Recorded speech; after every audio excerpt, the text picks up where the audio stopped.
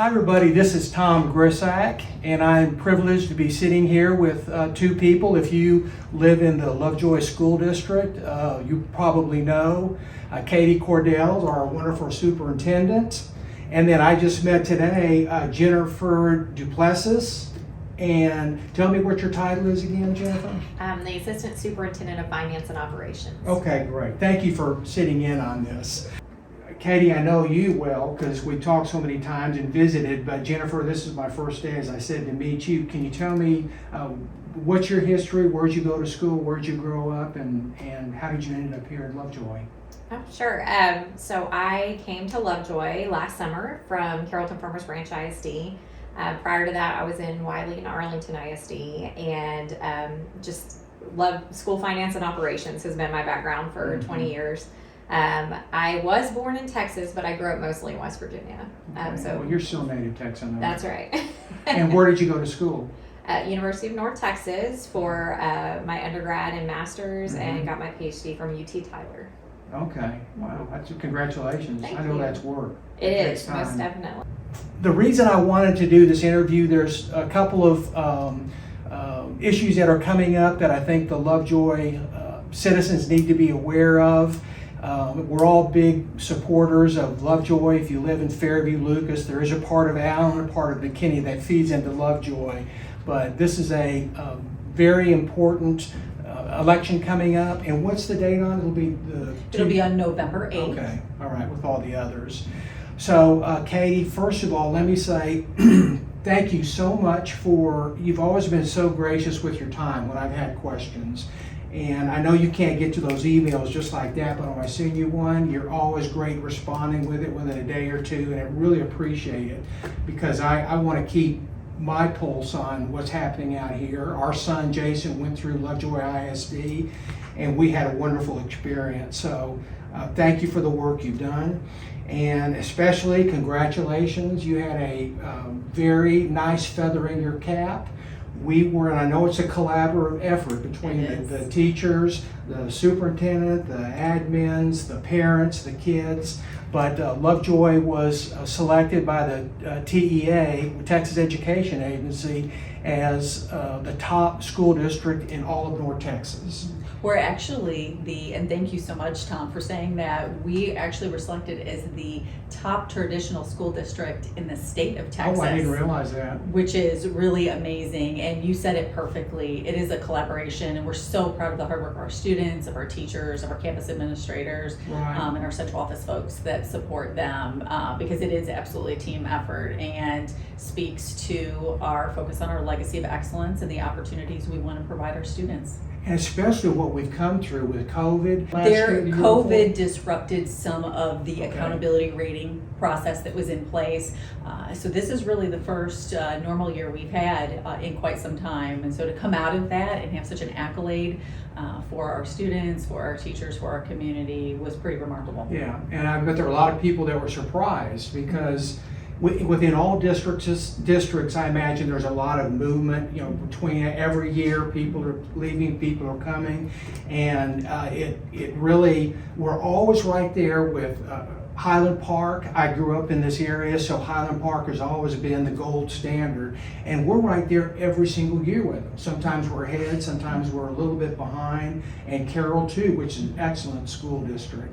So to keep that ball going is just remarkable what you've done. When the first interview we had, I'd asked you what you wanted to accomplish. What was your main goal? And if I remember correctly, you said communication between the parents and make sure they know what's going on and they're communicating with the administrators. And I noticed it within the first month or two that already you're drawing people in. Tell me what you did. How did you overcome that lack of maybe parents feeling like they weren't part of the process? Absolutely. I would love to address that because our parents and our community and all of our stakeholders are one of our biggest assets in serving our students.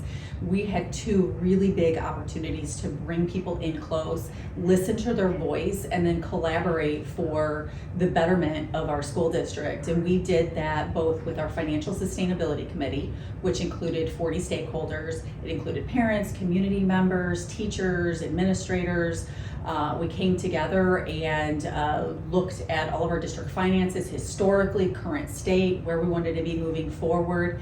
And then we also launched a Lovejoy 2030 strategic planning effort. And that effort included an additional 60 people, and the financial sustainability people actually were on that committee as well. They were part of our strategic planning targets that we set. So in all, in regard to our strategic plan, we had 100 stakeholders coming together. That also included their students from the high school level. Oh, really? And we mapped out a vision for our district moving forward with some specific targets and key indicators. So your definition of a stakeholder is someone who participates in the process of, and how does that differ from the school board, the decisions that they make? What is this, what does a stakeholder, how do they communicate with the board of directors? Absolutely. The board plays an absolute vital role. They really set the vision for our school district, governance. Of course, they hire me and provide me with ongoing feedback, which is so valuable. They are obviously also elected by our stakeholders as well, our community members as part of Lovejoy ISD. And so they play an absolutely critical role, and they are truly part of this precious partnership they have. And they are just as dedicated as I am to making sure that the partnership that we have with our parents and our community members is something that we're constantly prioritizing, and again, that we're using all of those strengths and looking at what our community has to offer so our kids have the best possible experience. Do most school districts have something similar to this, or is this unique to Lovejoy? I happen to think that Lovejoy ISD is uniquely special and discernibly different. We have some phenomenal school districts in this area, but I've never been a part of something like Lovejoy. Yeah. The level of commitment of everyone here, both from the staff and the parents, we're all here because of the students and the educational experience that we want them to have, that very much includes the academics as measured by STAR, but everything beyond that as well. The extracurricular opportunities our students have in academic competitions, fine arts, athletics, really puts us at a level that is not the case in even many districts around our country. Yeah. When you think about it, there are a lot of school districts in Texas, and to be named as the number one, that is really, it's quite an accomplishment. And I know you've had challenges. Were there any surprise you thought this is going to take a little bit longer than I thought, or did everything kind of fall into place? That is such a great question. I knew I was going to have challenges when we came in. We were in the middle of a very challenging financial reality, for instance. As a matter of fact, in November of 21, our fund balance, which is really important in our district, and that's where we pay our bills out of that. In November, we got down to 11 days of fund balance and had some concerns about making payroll. And so an immediate and ongoing concern was our finances, and we were working on that both strategically for the long term, but on a day-to-day basis. We were looking at what kind of efficiencies that could we put in place. Right. So how do we focus on that? And then I'm really proud. As we worked on that, we also kept the main thing. We kept our eye on student learning experiences, student opportunity, made sure our students were getting what they needed, that they were having an incredible experience while we took care of mapping a plan for the finances. Lovejoy is considered a property wealthy district.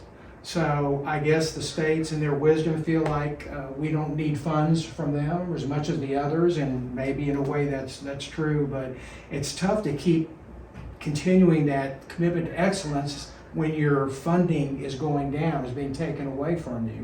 So I guess you're going to have to fight that from here to eternity. It's not going to change. It's very important to us, and I'll let Dr. DuPlessis jump in on this. It's very important to us that we are making sure that all of our stakeholders really know where we're sitting financially and what is happening in regard to the money that we are receiving from the state and how that does impact what we're able to do for our students and for our staff. Okay, so why don't you go ahead and launch into that? Tell me what you're seeing, what you see as the challenges coming up in the next 5-10 years, and the planning that you're doing. Absolutely. So as Katie mentioned, we had a fantastic financial sustainability committee that met over about 6 months last year, and kind of really dug into a lot of the topics and areas where we needed to investigate how we arrived at the financial state that we were in and what our opportunities were to turn that around. So because our enrollment is not increasing, and as you mentioned, we are a property wealthy district in terms of how the state views that, and so our property values continue to increase while our enrollment has not been increasing, because our community is so wonderful that people stay here. And so what happens is we don't get as much funding per student. We end up sending more of it back to the state in terms of recapture. So in viewing all those things, there were several areas we needed to really analyze, and we needed to build a long-term projection. That's something that I know Katie felt strongly about, not looking at just next year, but really how we build financial sustainability. So we knew after we kind of took a look at where we were and what our projections were, that within about 3 short years, we were going to be to the point of not having sufficient fund balance to make payroll. So that would be down to about 65 days of fund balance and a $2 million deficit.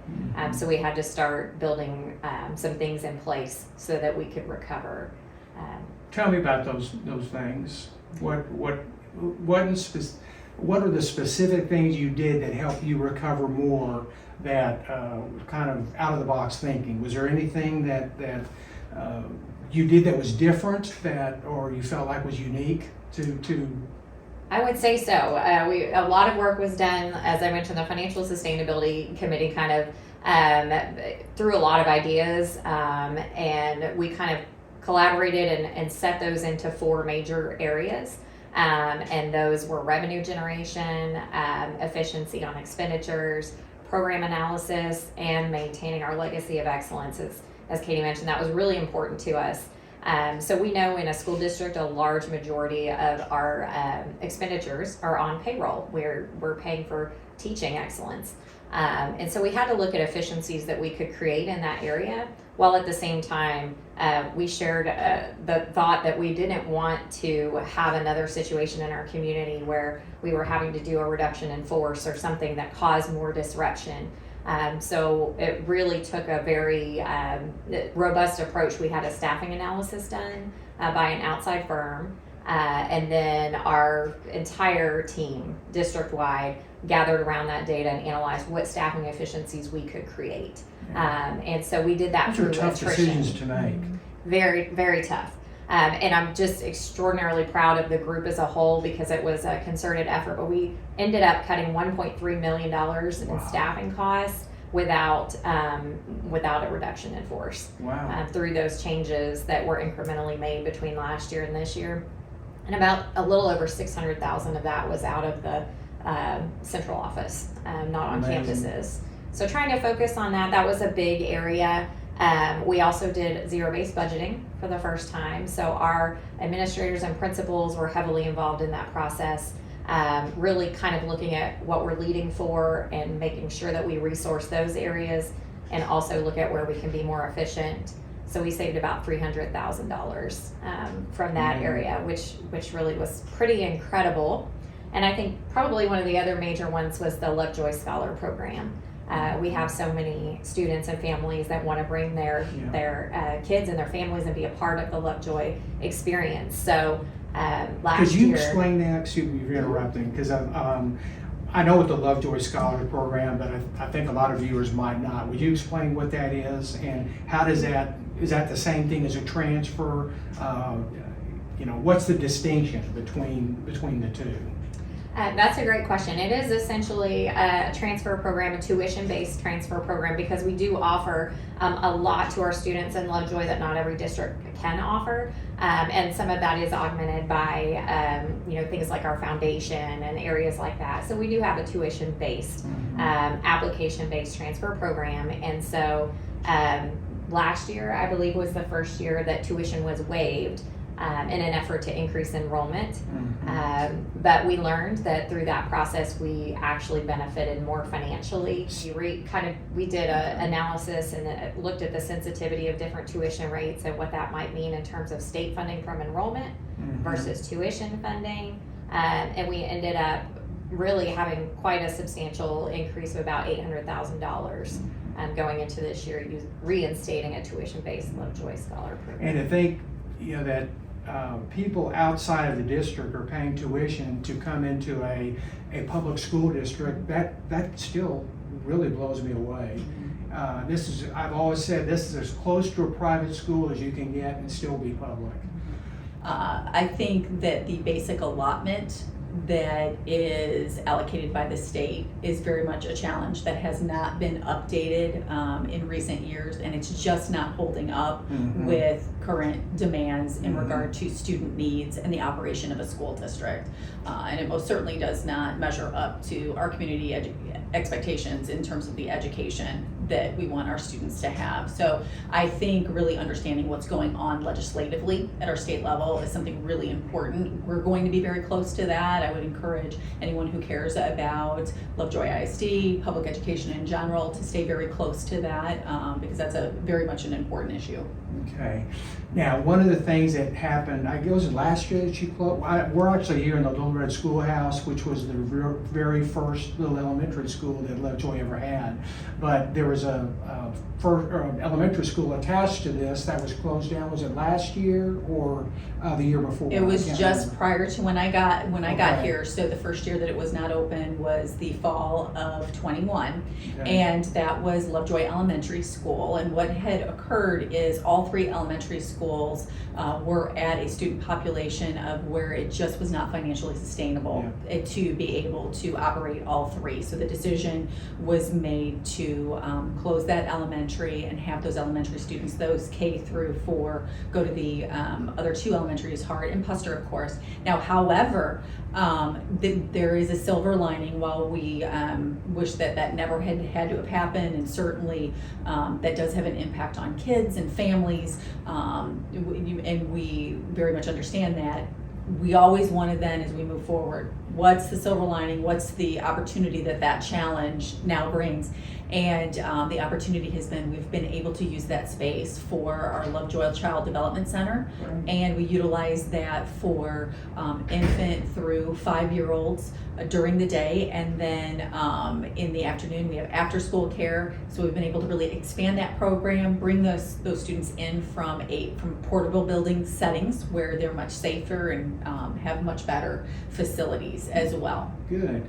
I've got, and I don't know if this is accurate or not, but I've always had the theory that the reason that we're down in elementary kids, but we're okay in numbers for the middle school and high school, is because it's just so expensive to own a home out here that you don't have a lot of first-time home buyers that can afford. And those are usually the people that have the younger children. Am I correct in that? We hear that just like you do. We also hear that we have some folks in the Lovejoy ISD zone that are aging in place, right? Their kiddos have grown up, graduated from Lovejoy High School, moved on, and they still love being part of this community, which I can absolutely understand. I think it's a combination of factors. And then you also have the COVID effect contributing as well. And so I think it's multiple things. And how did we come out of COVID? Are we okay, or is it, I know, everybody knows it's kind of coming back again. Are you seeing any impact?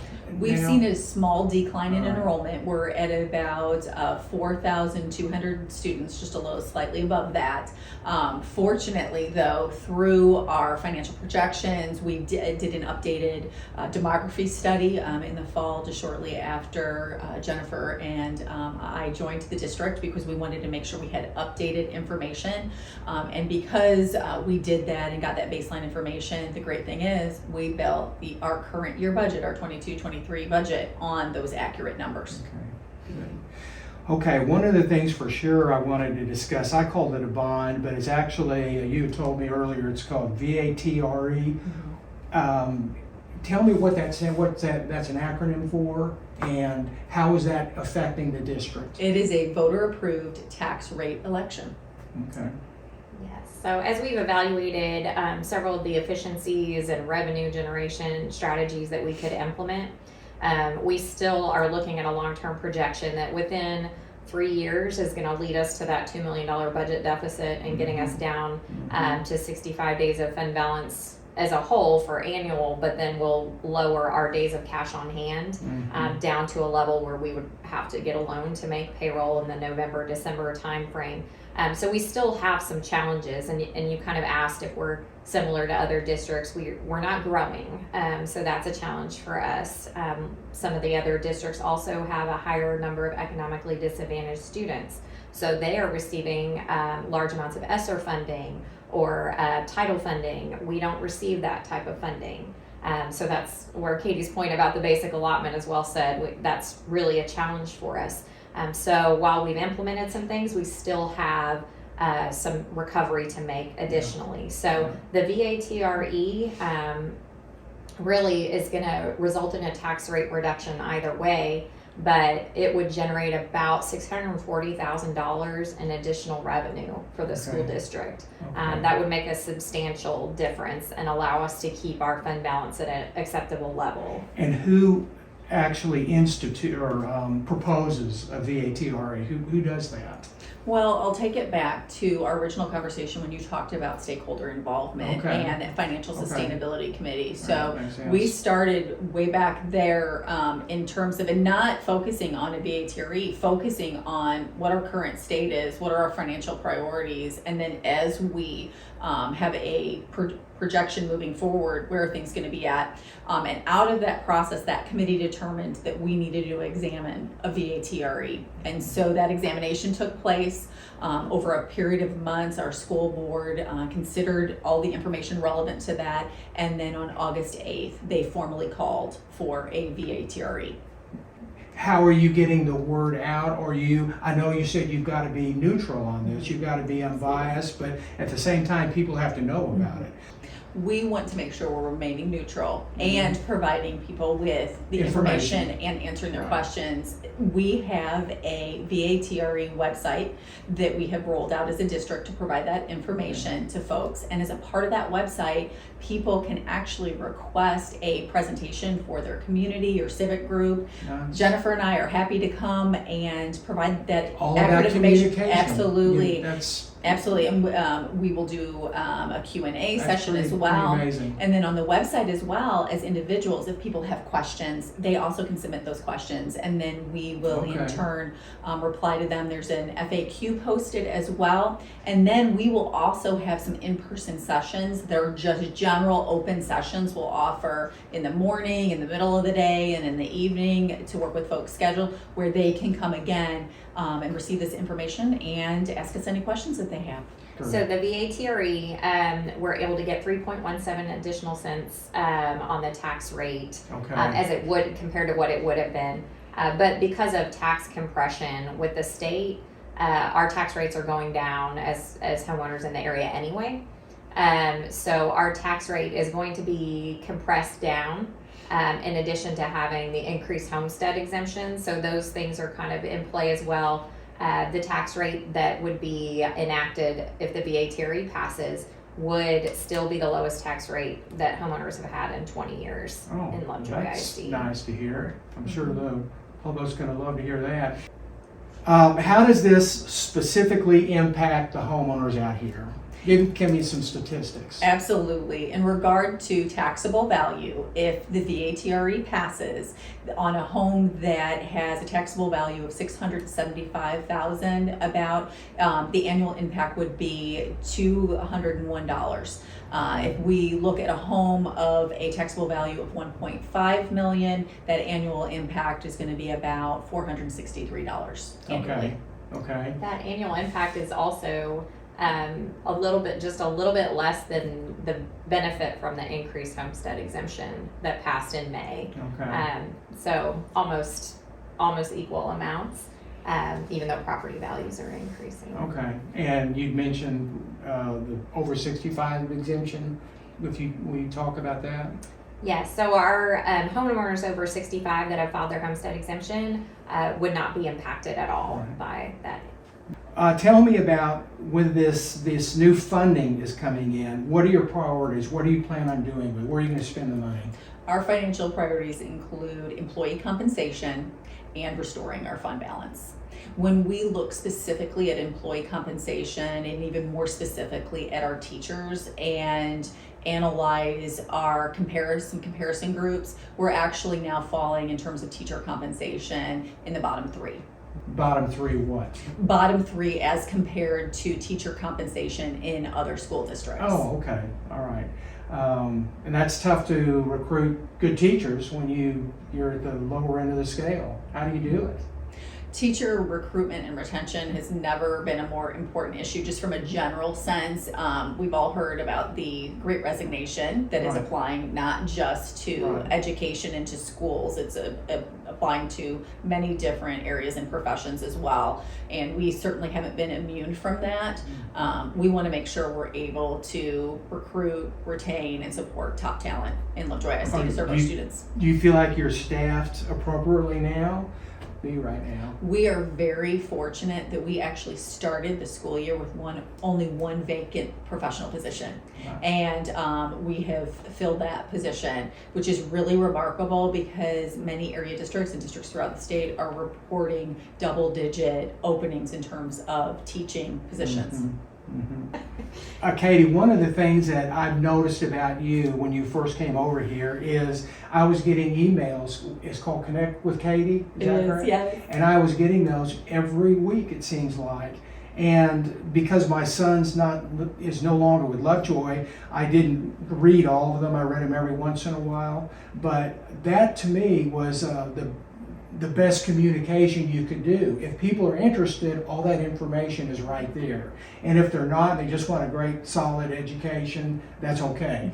They don't have to get involved. But I want to compliment you on what you've done on those. And you told me you write those yourself? I do. I've got some wonderful people also here in the Red Building that help with that. And then of course we've got incredible staff on the campuses and even some parents that submit some of the great okay. celebrations to us because we want to make sure that we're lifting up those celebrations and great things that our kids are doing and that our staff is doing as There's well. so much to be proud of here So and there everything. is. Scholastically, athletically, just quality school district from start to finish. Katie, thank you so much again. Hopefully we can do another interview in a year. And Jennifer, thank you for sitting in too. It's great to meet you.